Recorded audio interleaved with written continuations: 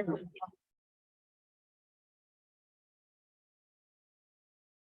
good morning. Good morning. Welcome to you all. Thank you for being here.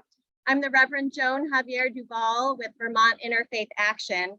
VIA is a grassroots faith-based coalition of over 70 member and affiliated congregations throughout the state, representing 16,000 people of faith who seek systemic change on issues that affect the quality of life in our communities. And Vermont Interfaith Action and partner organizations are here today to express our dismay at the administration's abrupt changes to the Emergency Rental Assistance Program and Transitional Housing Program. We are here to call for an immediate plan in time for the cold winter ahead to provide housing for our precariously housed neighbors after these programs end.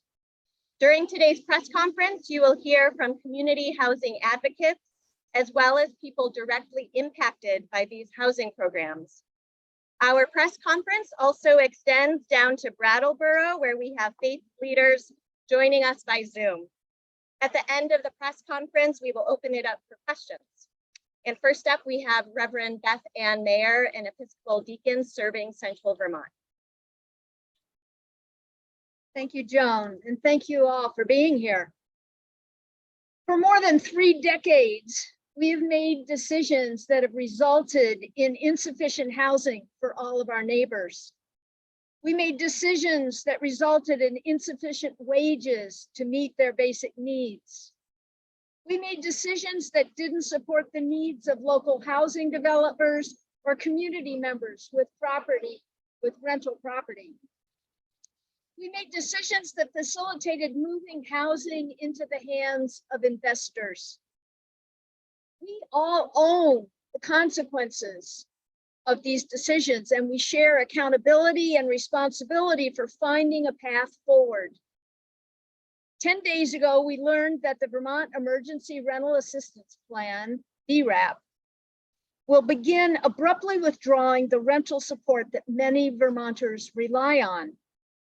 As reported by Vermont Digger, the Vermont State Housing Authority stated that 12,613 Vermont households receive an average of $964 a month through VRAP funding. And please understand that these are predominantly working households that pay a percentage of their income toward their rent, but their income is insufficient to cover the full cost of their rent. Within 3 weeks, over 3,000 households will no longer receive that support.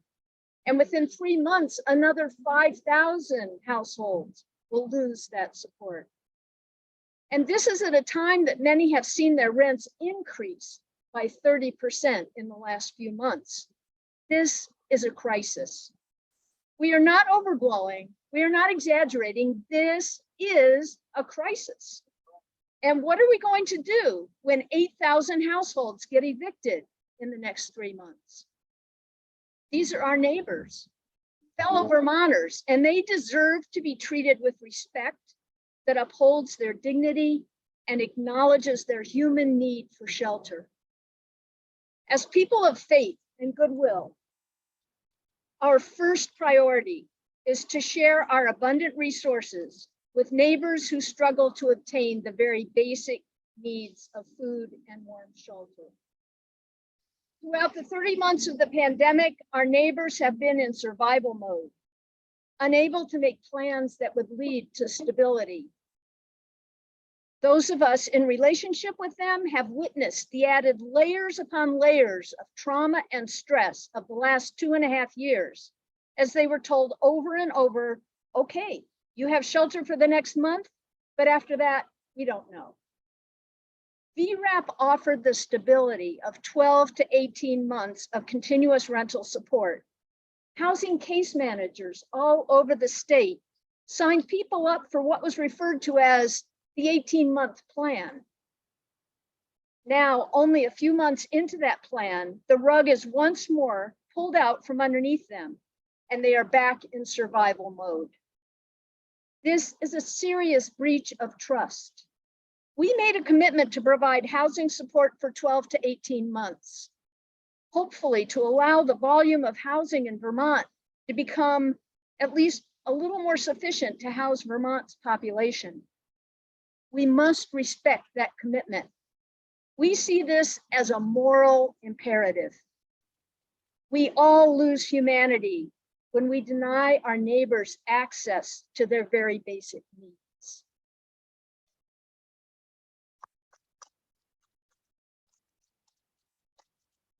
Thank you. And next up, we have Bridget Mienka, a tenant who received assistance through VRAP and a member of Rights and Democracy.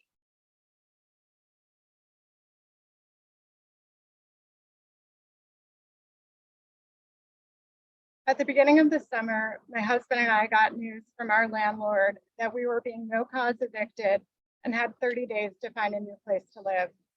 At the same time, he also sent us a certified letter that rent on our 2-bedroom Colchester apartment would be raised from $1,500 to $2,200 a month. After a couple of phone calls, he agreed to limit our rent increase from $1,500 to $1,900 a month. He also agreed that we could stay until the end of the upcoming school year. We are relieved to no longer be facing a 30-day eviction, but we are still extremely worried about the rent increase of over 20%. We don't have another $400 a month for rent. If we did, we would live in a 3-bedroom apartment where our son and daughter could have their own rooms. The feeling of helplessness to provide stable housing for our children has sent us both into a spiral of anxiety and depression. The summer was supposed to be a happy time for us. We were on our way to recovering from some of the hardships of the pandemic, including job loss, separation from support networks, and homeschooling. Now we're worried that we're going to have to uproot our children from their home and their school. My husband left the Army after 8 years of active duty because he wanted his children to have more stability, to be able to call a place home and build lifelong friendships in a community. Since we've moved to Chittenden County, our children have flourished academically, emotionally, and socially in the Colchester school system. Now we worry about how we're going to tell them if we can't stay here. After getting the rent increase and eviction notices from our landlord, we spent some time on apartment.com and Craigslist looking for suitable housing. We knew vacancy rates were low in Vermont, but we didn't realize we would not be able to find a single apartment within our budget, or over our budget for that matter. Resigned to the fact that we wouldn't be able to find anything on the open market, we applied for affordable housing programs and VRAP. In lieu of any immediate housing solutions, we knew we'd have to find a way to make the rent increase work. We were so relieved when we heard that our VRAP application was approved.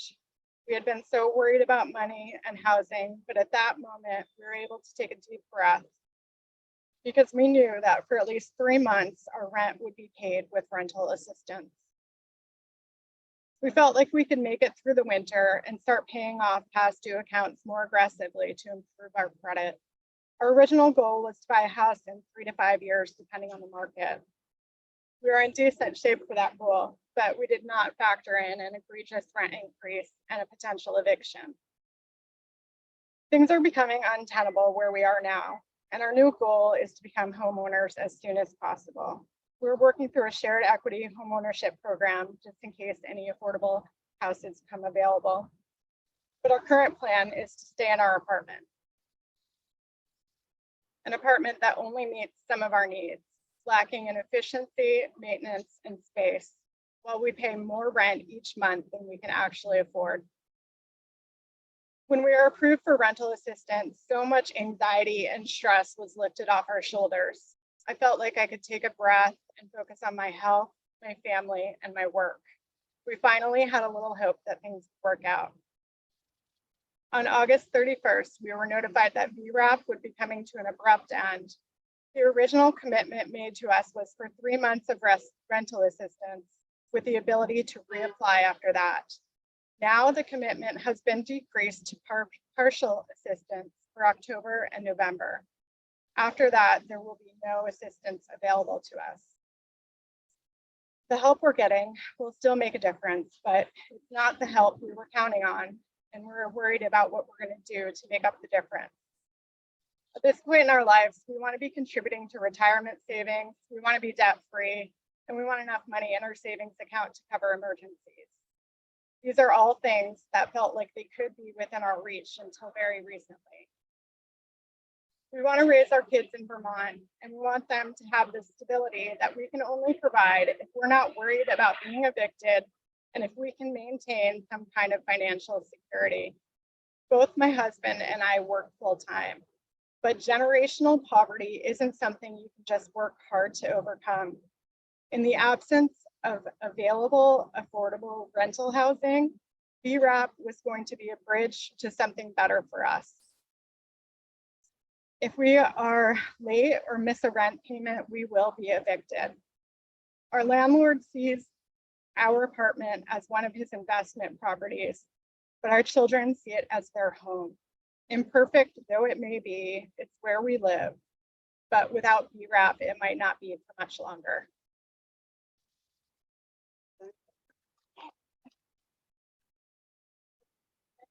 Sharing your family's story and just making it real. These aren't abstract theoretical changes. They're changes that are impacting people, harming people in real ways. Next up, we have the Reverend Kevin Holland Sparrow from right here at Christ Church in Montpelier.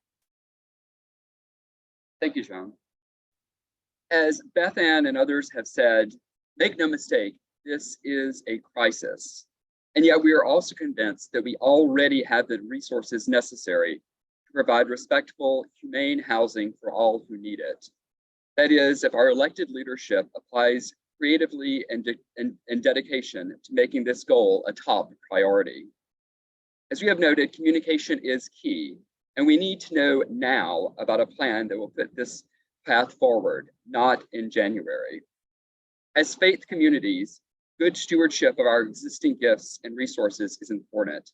It makes no sense to allow the eviction of a household unable to pay $1,700 a month rent and put them in a motel room costing $3,500 a month in support. Therefore, we call on our government to continue to support people struggling to meet the high rent demands of permanent housing. We believe that if the government needs to intervene in the housing market, so be it. There are empty buildings all over Vermont. In times of crisis, we depend on our elected officials to take charge and ensure that basic needs are met. This is such a time. We ask our government to immediately stand up and identify humane and respectful units of supportive temporary housing across our state of Vermont. If this requires the use of eminent domain, so be it. We also call on government to provide a system of tenant support and property owner compensation that would make best use of our existing housing supply. While this has not been the traditional role of government, we are in a crisis. We are Vermonters. We care for one another. We can do this.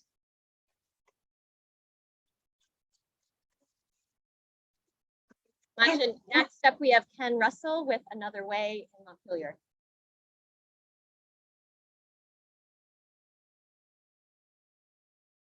So, the same day that the Queen died a few days ago, we had 2 overdoses here in Montpelier. Folks who died, actually one of them was in Barrie. But I knew those people. And I want them to enjoy a peaceful death as well as the Queen. There is so much suffering going on that we see day in and day out.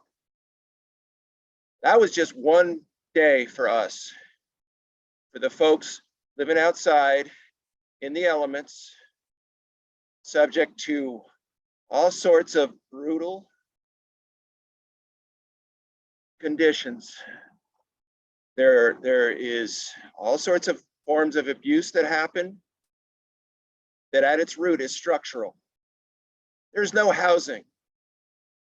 This is not about people being morally impure. This is about economics. There's no space, there's no place. There's a bunch of unused housing vouchers This is before the rug gets pulled in an act of stark Reaganism by our governor. There's a lot of silence happening. There's a lot of hot potato going on. And for a lot of folks, you might not understand what people are going through. There is an underclass of people living in these bucolic Vermont towns.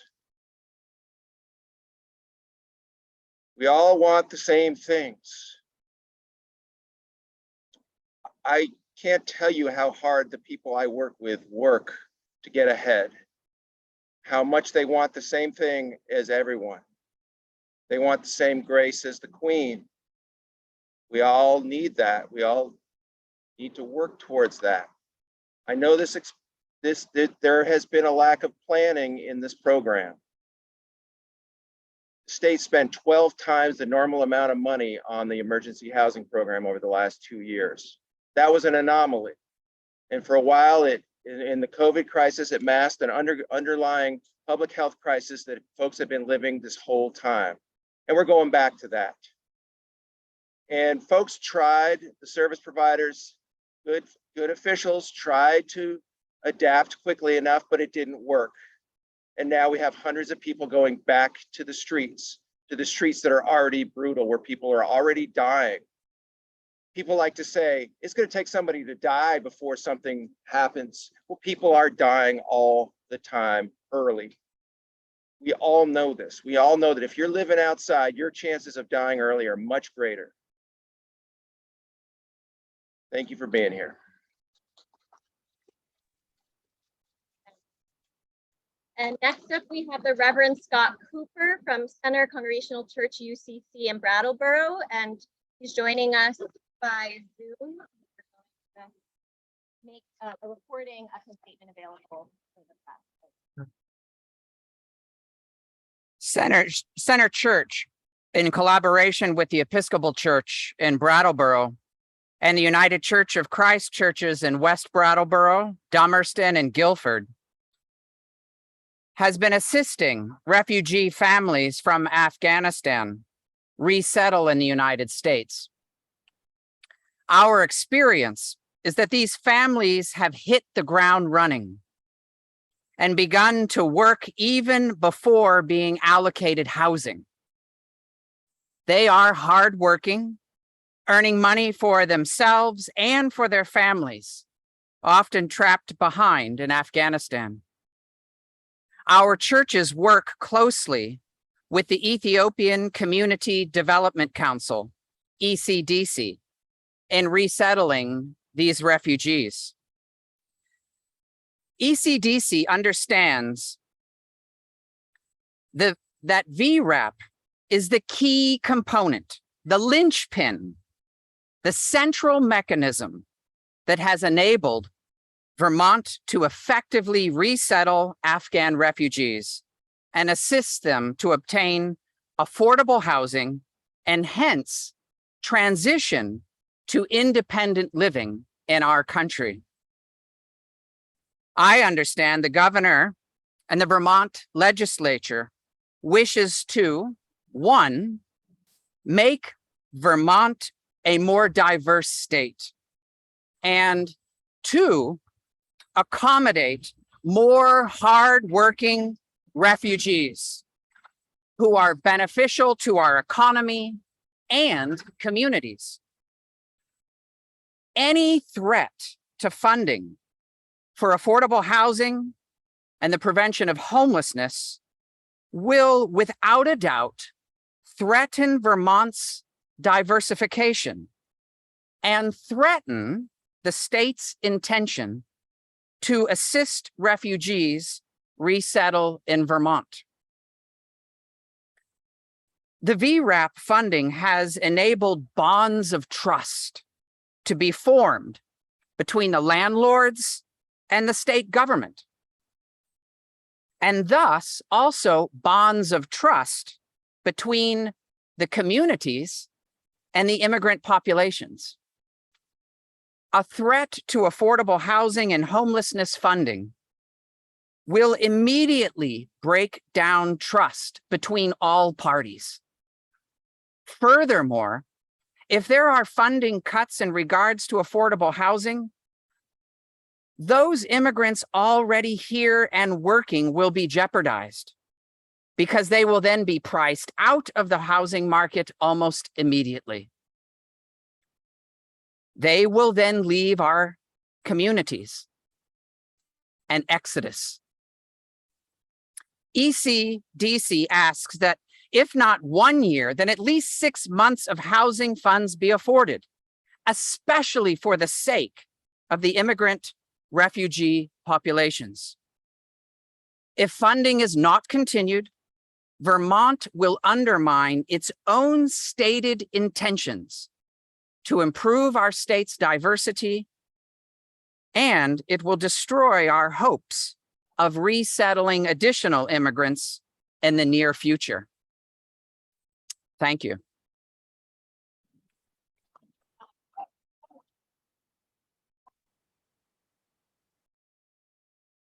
Speaker is Rebecca Plummer with Vermont Legal Aid. Good morning. I'm a lawyer at Vermont Legal Aid, and every day at Vermont Legal Aid and our sister organization, Legal Services Vermont, we help Vermonters who are facing eviction and Vermonters who are experiencing homelessness as they try to find a safe place for their families to live. The state's recent announcement of an abrupt end to its rental assistance and transitional housing programs puts both of these groups in greater jeopardy just as winter arrives. We call on this administration and our legislators to act now to ensure that every Vermonter has a safe place to stay each night. For the past 2 years, Vermont's rental assistance programs have successfully reduced the number of evictions. At the same time, Vermont's emergency housing program, placing families in motels throughout the state, has been a model throughout the country of how to take care of people experiencing homelessness and protect the public health during the pandemic. During this same time period, rents have skyrocketed because of extreme housing shortages exacerbated by the economics of the pandemic. Now the state is ending the rental assistance program just when Vermonters need it most. Unless we take action, evictions will increase dramatically and many more people will become homeless. And yet at the same time, the state is ending admission to transitional housing and severely restricting who can get emergency housing. We need to find a way to make sure every Vermonter has safe shelter this winter. Our friends and neighbors will be directly affected by these changes. Jennifer and Sean and their 2 young children who are being evicted for no cause from the home they've lived in for 3 years and who can't find another apartment in their school district that they can afford. Chelsea, who was recently released from jail after serving time for shoplifting to pay for her addiction to opioids, for which she's now in treatment. Jeff, who lived with his mother and took care of her until her death this summer and who's now searching for a job and a place to live. Deirdre, who was forced to move out of her apartment of 6 years when her children were found to have high blood lead levels due to lead paint in their apartment. Every Vermonter should have the right to a safe place to stay each night. We should continue the good work we've been doing the past 2 years to keep Vermonters safely housed and sheltered. State lawmakers must act now to make sure people who are renters do not become homeless and people who are homeless can continue to find safe shelter. Thank you. Thank you to all our speakers. In summary, we need the governor and the administration and all elected officials here in Vermont to understand that Vermonters are living in crisis. Faith leaders from around the state have put together a letter outlining many of the points made today, calling attention to this crisis and asking that we address the abrupt changes in these housing programs, that we don't need a plan in 3 months, we need a plan now. Any plans that are made need to be shared in a time frame that shows respect and consideration for people living with great uncertainty. Let's use the resources that we already have at hand to provide respectful and humane housing support. Let's use our creativity and will to map out a way forward that offers all Vermonters the dignity and humanity deserved by everyone. This is the end of our press conference, and we'll open it up for questions.